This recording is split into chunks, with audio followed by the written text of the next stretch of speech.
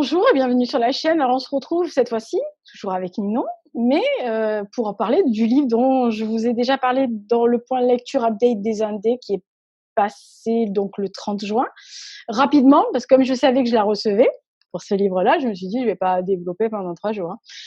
Donc le livre en question c'est Tout me ramène à toi, donc de Limoine, qui est là, juste là. Bonjour Ninon. Bonjour. Vous l'avez déjà vu, je vous ai mis les liens dans la barre pour que vous voyez le portrait qu'on a fait. Aujourd'hui, on va parler du livre en question, parce que moi, je l'ai lu, et pourquoi ne pas discuter lecture avec un auteur qui va nous expliquer un peu comment elle a créé l'histoire, les personnages, etc.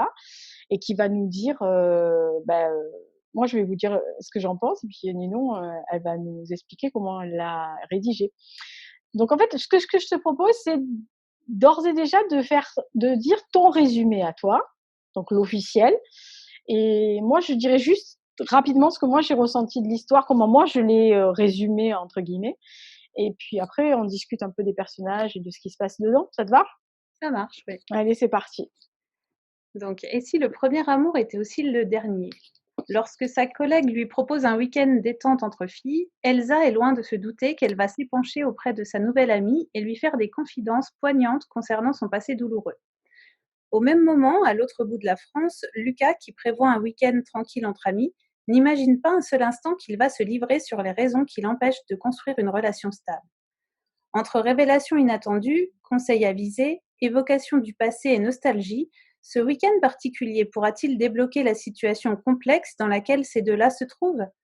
Et si, après des années de séparation et plusieurs retrouvailles tumultueuses, Elsa et Lucas se croisaient une dernière fois? Saisiraient-ils l'ultime chance que leur offre la vie de tirer un trait définitif sur le passé? Voilà, Voilà. ça c'est le résumé officiel. Alors, moi, alors, vous allez trouver la chronique sur le blog ou sur le site, ça dépendra de mon humeur du jour, mais généralement, je le fais sur les blogs, ça. Elle le sait, elle l'a lu, parce que je fais toujours lire mes chroniques en avant-première aux auteurs, hein, faut pas croire. Moi, j'ai beaucoup aimé le livre, tu sais, j'ai été touchée par l'histoire, mais ça reste à notre discrétion. Mais alors, moi, j'ai aimé le fait que ces deux-là, donc Elsa et Lucas se croisent, se décroisent, se recroisent, etc.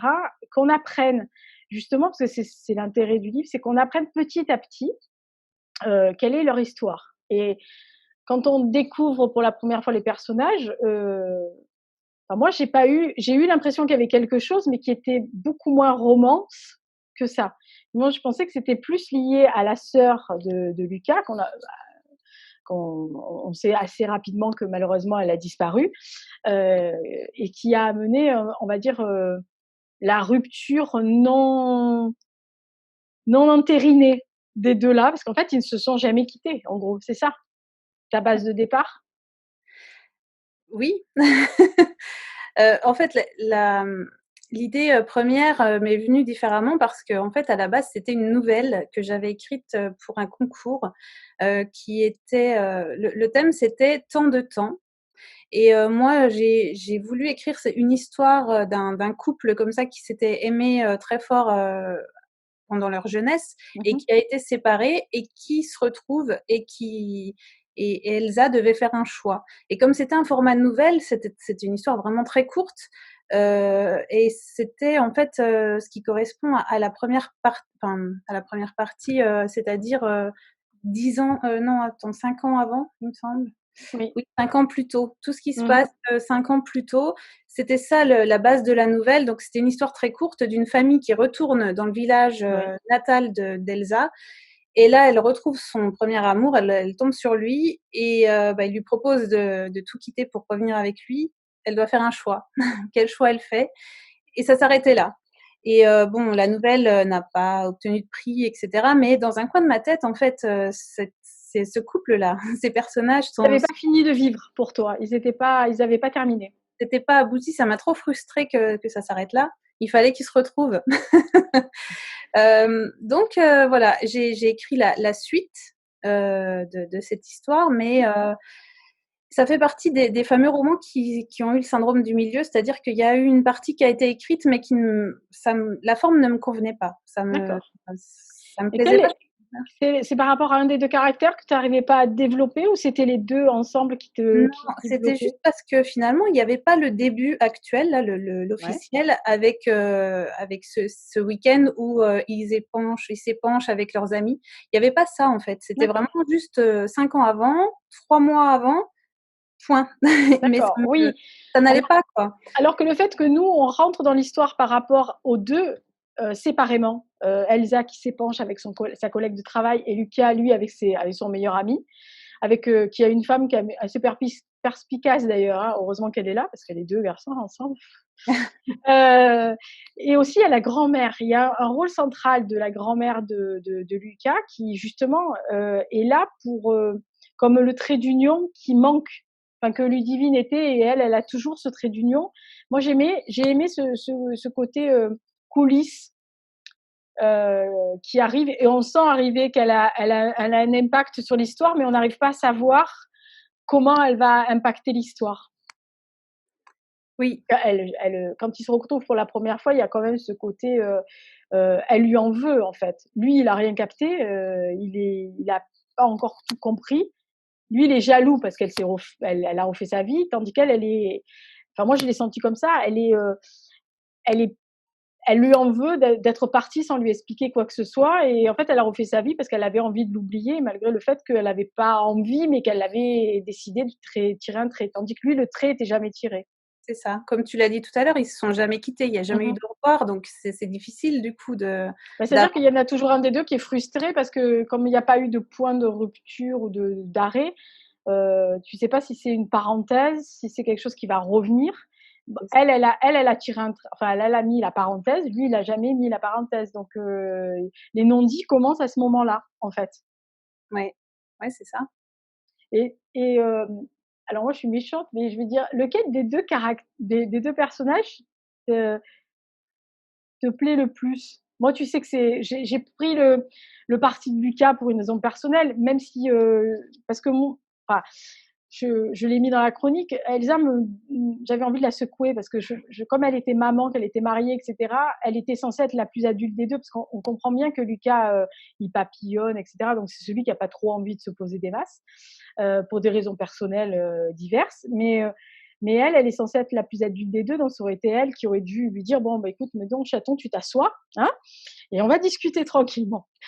Et en fait, aucun des deux ne fait le premier pas parce ils ont peur, mais c'est assez, de sa part à elle, c'est très difficile à accepter à un moment donné. Alors, je sais pas comment tu as fait pour faire en sorte qu'elle paraisse pas comme une espèce d'emmerdeuse patentée, alors qu'elle l'est pas, mais elle aurait pu tourner très vite à l'emmerdeuse. Ouais, après moi je l'ai je l'ai pas écrit, en pensant ça. Effectivement, hein, Mais non, justement, toi, tu es l'auteur, donc tu vas pouvoir m'expliquer. c'est revenu souvent, oui, oui, elle agace, pas mal de monde. Je confirme. Mais pour le coup, j'ai plus compris, son point de vue à elle parce que, bah, justement, elle peut pas faire trop de choix, enfin, elle peut c'est difficile pour elle d'écouter son cœur parce qu'elle a justement ce rôle de maman. Mmh. Heu, elle Oui, doit, mais même si elle avait pas, elle choisissait le fait de rester avec son mari, ses enfants, ce qui est tout à fait, je pense que c'est enfin, c'est le seul choix plus ou moins qu'une femme ferait si elle a des enfants, et cetera. Je pense qu'elle ferait passer ses enfants en premier, ce qui est à peu près normal, mais elle peut très bien lui dire: «Bon écoute, je repars avec mon mari, mes enfants parce que c'est comme ça, et cetera», mais elle aurait pu de moment lui dire: «Crevez l'abcès». Alors bien sûr, il y aurait pas eu d'histoire, mais peut-être que si, parce qu'en crevant l'abcès, il aurait peut-être compris les erreurs qu'il a faites, enfin qu'il a fait, et il serait peut-être revenu à la charge différemment. oui, peut-être. C'est ça. Non, mais tu vois, c'est l'actrice qui parle. C'est-à-dire que moi, quand je l'ai vu repartir, je me suis dit, mais explique-lui pourquoi tu lui en veux. Enfin, c'est un grand garçon, il va pas te mordre. Surtout que tu as ton mari pour te cacher derrière, donc tu peux y aller parce qu'elle Oui, se cache. ouais, j'ai pas vécu comme enfin, je pense qu'Elsa, elle avait tellement souffert qu'elle Mhm. voulait plus souffrir. Donc, je crois qu'à un moment donné, elle se met une barrière vraiment, Oui, une c'est en fait, muraille elle se là, cache derrière son mari pour éviter de prendre une décision qui pourrait la faire souffrir une deuxième fois. derrière son mari, derrière ses enfants, Oui, elle voilà, se cache. elle se cache, ouais. Mmh. Alors, il y a le fait que, alors, dans la chronique, je l'ai dit, c'est hyper bien écrit. Franchement, en plus, c'est ce que j'ai dit, c'est fluide. Vous tournez les pages, même pour les personnes comme moi qui sont pas des fans de romance, bah, vous tournez les pages quand même, hein. Même si vous vous énervez après un personnage, vous tournez les pages pour vous énerver moins de temps en temps et plus après. Euh, et moi, ce que j'ai trouvé assez étonnant, c'est tous ces petits non-dits que tu accumules au fil des pages entre les personnages, qui fournissent en fait des rebondissements et sans que le lecteur s'en aperçoive. C'est-à-dire que y a un non-dit qui va chapeauter un autre et qui va nous faire passer à une autre étape de leur vie, puisque comme on dit, ils se rencontrent 2 fois et 2 fois dans des circonstances différentes. Parce que la deuxième fois, c'est plus, on va dire, comme on disait la grand-mère, c'est plus quelque chose qu'on leur a imposé. Que la première fois, c'était pas imposé, c'était le hasard qui fait que bah, ils se retrouvent ensemble au même moment, à la même période, alors que là, c'est plus ou moins, c'est même pas du hasard, c'est carrément, on leur a mis on leur a pas mis les cartes en main, on leur a imposé de se revoir et de cohabiter, en gros. Mmh.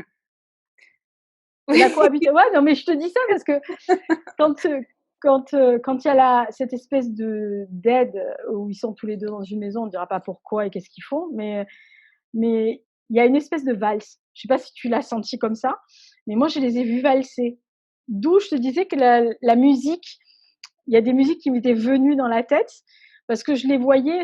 En fait, c'est un pas de deux qu'ils font, mais un pas de deux comme s'il y avait un plexiglas entre eux. C'est-à-dire qu'ils se voient, ils se parlent, mais il y en a aucun des deux qui contourne le plexiglas. Alors je sais pas pour les plus vieux comme moi. Je sais pas si vous avez vu le clip de AA Take On Me, mais c'est ça qui m'a fait penser à ça. C'est-à-dire qu'à un moment donné, on le voit en dessin animé, en cartoon. Elle est derrière en tant qu'humaine. Et en fait, ils se touchent par rapport, mais ils sont pas du tout dans la même dimension. Et j'ai eu l'impression que tu avais créé 2 dimensions différentes quand ils se voient. À chaque fois qu'ils se voient, ils sont dans 2 dimensions différentes parce que ni Elsa ni Lucas ne sont en fait, les adultes qui sont, c'est juste les 2 ados qui ont pas réglé leurs problèmes. Est-ce que c'est comme ça C'est que tu les ça. as créés? Ouais, c'est J'ai bien ça. senti alors. Ouais. Non et puis après je pense que c'est aussi ma marque de fabrique, qui fait que j'axe beaucoup, mes romans sur la rencontre, sur, la relation qui se crée progressivement et pas sur la finalité parce que sinon sinon, dans 2 chapitres après, ils sont ensemble et Ouais. point final quoi, ça ne mène Non, nulle puis ça part. avait aucun sens en plus de le finir aussi vite. Parce que c'était Oui. même, comme tu dis, ça t'a frustré parce qu'il n'y avait pas de suite. Enfin, c'était pas développé comme il le fallait. Oui, oui, enfin moi il faut des développements en roman, hein. Les nouvelles me frustrent beaucoup parce que c'est trop court et on peut pas développer, autant. Mais oui, là, il fallait qu'ils vivent, plusieurs histoires, enfin plusieurs, chapitres de leur vie et qu'ils arrivent à faire le point et qu'ils guérissent effectivement leurs blessures, d'adolescence Surtout qui qu'ils ont ils ont plusieurs blessures de guerre, on va dire. mmh, Ils ont plusieurs niveaux de blessures et à chaque fois que tu développes un non-dit ou quelque chose qui se résout ou pas, j'avais l'impression qu'en fait c'était un pansement. Tu as enlevé le pansement, style pas délicatement d'ailleurs, certaines fois, mais ça leur permettait de guérir ou de voir que la croûte était cicatrisée, qu'ils pouvaient passer à autre chose. oui. Oui, oui et puis de toute façon dès le départ, quand il y a le passage, où on reparle de quand ils étaient ensemble, hein, au Mmh. lycée, c'était un amour secret, mais intense et du coup, ils avaient déjà peur à ce moment-là d'être séparés. Il lui a dit: «Ne me Ouais. fais pas souffrir» et il avait déjà peur et il y a cette peur qui dure jusqu'au bout, jusqu'à ce qu'ils se rendent compte que c'est maintenant ou jamais, quoi. Après, c'est trop tard. Alors je sais pas après, peut-être que c'est le sentiment que j'ai eu, mais moi j'ai eu le sentiment que Lucas était le plus amoureux des 2. Est-ce que c'est vrai ou c'est moi qui me suis fourvoyée parce que j'ai pris le parti de Lucas à un moment donné à cause d'Elsa? Mmh, peut-être. Bah, oui, Lucas a toujours été amoureux d'elle, c'est pour ça qu'il a jamais construit sa vie, ça c'est certain. Après Elsa, justement, c'est son côté peut-être, mature, mais qui est peut-être pas ressenti, de la même façon par tout Mmh. le monde, mais qui dit: «Attends, la vie finalement c'est pas tout beau, tout rose, on peut souffrir». Donc elle prend du recul, elle se dit: «Bah, OK, on peut être amoureux, mais ça fait du mal quoi, il y a mes enfants, ils peuvent souffrir de ça si ça marche pas entre nous, il y a mon mari». Enfin elle sait elle que, la vie c'est fait, de Oui, des hauts, des bas, oui. difficultés et de Comme ouais. tu vois, tout à l'heure, tu citais ce passage où Lucas lui dit: «Ne me fais pas mal» et cetera. En fait, tu as toujours l'impression que c'est lui qui a peur. de la perdre ou du fait qu'elle ne l'aime pas suffisamment par rapport à ce que lui il aime. C'est comme ça que moi je l'avais compris quand il lui dit ça. Généralement, tu as toujours l'impression que c'est parce que tu crois que l'autre t'aime pas suffisamment ou que Elle a aussi la crainte qu'il reparte comme il est parti non, mais c'est-à-dire qu'elle l'a vu papillonner aussi, donc elle se dit que... Oui, et quand sa sœur est morte et qu'il est parti, à la première difficulté, il a mis les voiles, alors c'est un peu facile. Oui, Elle, alors elle a il est un peu consistant, ce garçon. C'est vrai que c'est le genre de truc, tu te dis, putain, il va nous faire ça à chaque fois. Et qu'il y a un problème, il va claquer la porte, quoi. Et Donc, c'est ce qu'elle lui dit à un moment, elle lui dit, ouais. mais moi, je veux que tu sois là, je veux que tu restes là, je veux pas que tu mettes les voiles dès que ce sera difficile, parce que leur vie, on ferme le roman, mais elle va continuer. Et justement, est-ce qu'il va rester? Est-ce qu'il va être capable de rester? Ou est-ce qu'il va mettre les voiles à la première difficulté? Ouais, ça, je vous dirai Et, pas.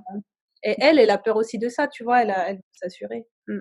Et si, alors moi je l'ai lu, mais je suis très mauvaise, parce que bon, je vais pas, ils vont voir la chronique, donc ils vont savoir ce que j'en pense. Mais si tu devais allécher les lecteurs, j'adore ce genre de truc. Si tu devais allécher les lecteurs, tu l'axerais. Alors c'est un premier amour, c'est sûr, et on dit toujours que le premier amour est celui qui laisse une place et une trace indélébile. Alors après, qu'il soit beau, pas beau, qui perdure ou qui perdure pas, qui soit magnifique ou qui soit dramatique, mais il y a toujours quand même ce côté de revenir à l'adolescence ou à l'enfance, et il y a toujours ce côté, on va dire, oui, souvenir d'enfance qui revient. C'est toujours notre, comme je disais tout à l'heure, un doudou, quoi. C'est-à-dire qu'il y a toujours ce côté enjolivement de l'histoire. Et est-ce que c'est pas ça qu'à un moment donné, ils ont trouvé, ils l'ont tellement idéalisé leur histoire que ils l'ont pas assumé de la même façon? Ou est-ce que ça t'a pas du tout effleuré quand tu l'as écrit? Le fait Il qu'ils est aient pas certain, vécu la même histoire tous les deux à un moment donné. il est certain qu'ils sont très différents de ce qu'ils étaient adolescents. Mmh. À un moment, enfin, quand ils Quoique sont adultes. Lucas, Ouais. ouais, ça Bon. bon. Mais du coup, ils doivent redécouvrir qui ils sont en tant qu'adultes, et ça, voilà, c'est pas. Alors j'aime bien les 3 mots que tu as mis, parce que premier amour et retrouvailles, oui, et réflexion, c'est vrai que ça fait réfléchir sur, comme tu disais dans le portrait la dernière fois, tu disais, le fait que, on a et si, et comme et si on avait fait ça, et si on avait fait ça, celui-ci pourrait être un et si ils avaient fait ça, et si ils avaient dit ça, il y aurait eu une vie complètement différente. Oui, c'est certain, Parce que si. même à la fin, enfin, je dirais pas la fin, je sais pas. Sachant que moi j'ai lu l'épilogue et que je l'ai dit, j'aurais peut-être pas dû parce que j'avais imaginé quelque chose qu'elle a écrit. Hein, j'étais pas très loin de la vérité. Mais du coup, je sais pas si à la fin j'aurais dû le lire ou non. Alors, je sais qu'il y a une version e-book, tu m'as dit, qui ne l'avait pas et qu'il fallait le pêcher sur ton site. Oui, c'est ça. La version e-book n'a pas l'épilogue et il est disponible sur mon site auteur, ouais. Alors, j'aime beaucoup cette idée-là, personnellement.